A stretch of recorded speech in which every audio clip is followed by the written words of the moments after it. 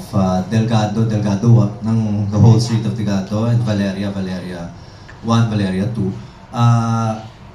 We forgot to mention that Solis Street is also, again, still reserved for the ABC, the Association of Barangay Captains, which has some ambulant vendors and some vendors also from the barangay area. And at the same time, to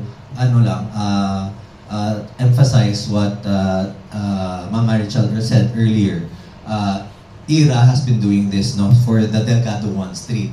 I remember bata pa ko yan, Dira ang Food Festival.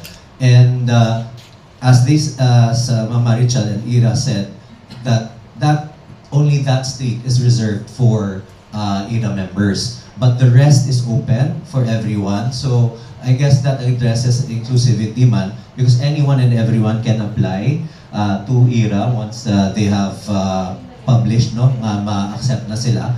But again, as what IRA said earlier, they will be picking, para ma-curate din naton, which has been the concern man sa atong mga pumuluyo, because we are UNESCO City of Gastronomy. And how do we bring in ang ininga mga players, these chefs, these